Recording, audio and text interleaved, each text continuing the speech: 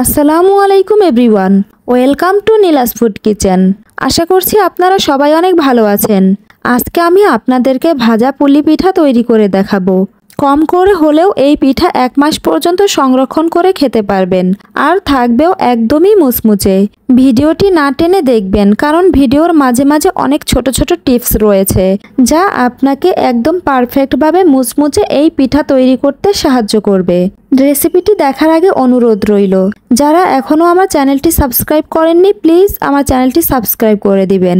So আর কথা না বাড়িয়ে let's go to Nila's food kitchen. প্রথমে চুলায় একটি প্যান বসিয়ে দিয়ে দিচ্ছি কুড়ানো নারিকেল। আমি মিডিয়াম সাইজের একটি নারিকেল নিয়েছি। এবার চিনি দিয়ে দিচ্ছি 1/2 কাপ এবং খেজুরের গুড় দিয়ে দিচ্ছি 1/3 কাপ। আপনাদের কাছে খেজুরের গুড় না থাকলে চিনির পরিমাণটা আরেকটু বাড়িয়ে দিবেন, তবে মিষ্টির পরিমাণ কিন্তু আপনারা আপনাদের স্বাদ মতো দিবেন। এর মধ্যে আরও দিয়ে দিচ্ছি 2টি তেজপাতা, 2 টুকরো দারুচিনি এবং 2টি এলাচ। এবার আমি নারিকেলের পুরটা রান্না করে নিব। আমি নারিকেলে কোনো এক্সট্রা পানি দিব না, কারণ এটা ফ্রেশ নারিকেল। এই নারিকেলটা থেকেই অনেক পানি বের হবে।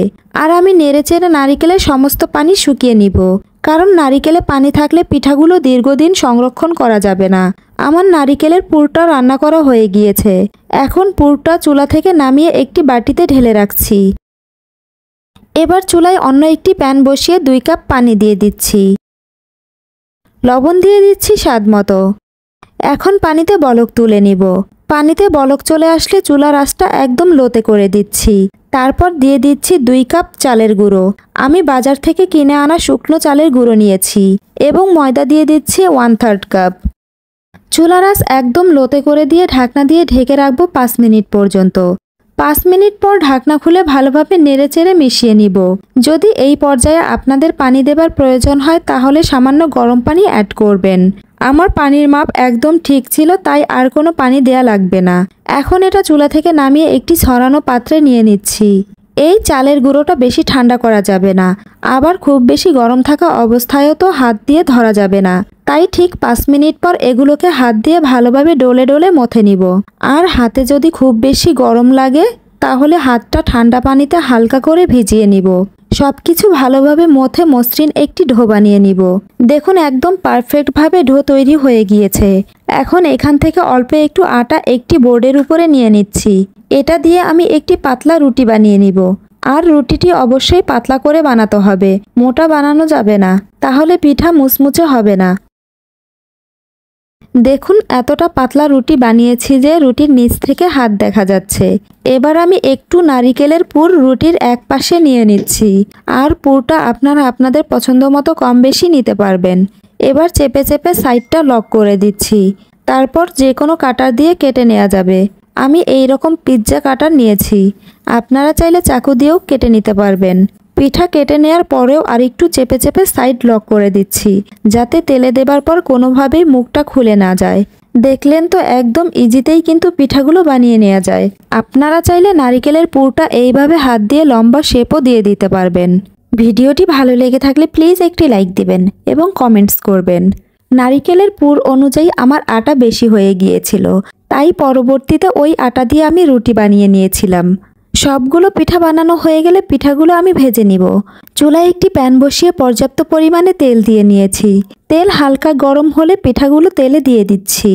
একসাথে বেশি পিঠা তেলে দিবেন না, তাতে পিঠাগুলো ভেঙে যেতে পারে। অল্প অল্প করে দিয়েই পিঠাগুলো ভেজে নেবেন। চুলার মিডিয়াম লো আছে উল্টিয়ে পাল্টিয়ে ব্রাউন কালার করে পিঠাগুলো ভেজে নিব। ভাজা হয়ে গেলে ছাঁকনি দিয়ে পিঠাগুলো তেল থেকে তুলে নিচ্ছি। আপনি যদি আমার ভিডিওটি ফেসবুক থেকে দেখে থাকেন তাহলে প্লিজ আমার পেজটি ফলো করে দিবেন। আর যদি ইউটিউব থেকে দেখে থাকেন তাহলে প্লিজ আমার চ্যানেলটি সাবস্ক্রাইব করে দিবেন। আমি আপনাদেরকে ভেঙে দেখিয়ে দিচ্ছি পিঠাগুলো কতটা মুচমুচে হয়েছে। দেখলেন তো পিঠাগুলো কতটা মুচমুচে হয়েছে।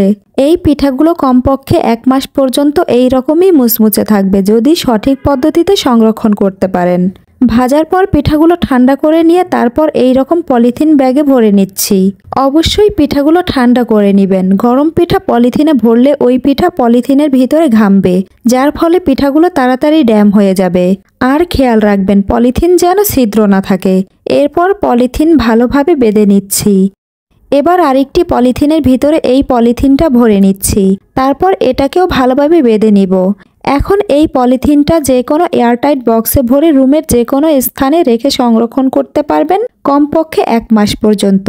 আর পিঠাগুলো এই রকমই মুচমুচে থাকবে। আপনাদের যখন এই পিঠা খেতে ইচ্ছে করবে তখন এই পিঠাগুলো বের করে যতটুক পরিমাণ প্রয়োজন ততটুক বের করবেন, আর বাকিগুলো আবারও পলিথিন বেঁধে ভালোভাবে এয়ারটাইট বক্সে সংরক্ষণ করবেন। তাহলে আপনারা এই পিঠাগুলো দীর্ঘদিন পর্যন্ত সংরক্ষণ করতে পারবেন। তাহলে আজ এ পর্যন্তই। আবার দেখা হবে নতুন কোনো রেসিপি নিয়ে। সে পর্যন্ত সবাই ভালো থাকুন, সুস্থ থাকুন। আল্লাহ হাফেজ।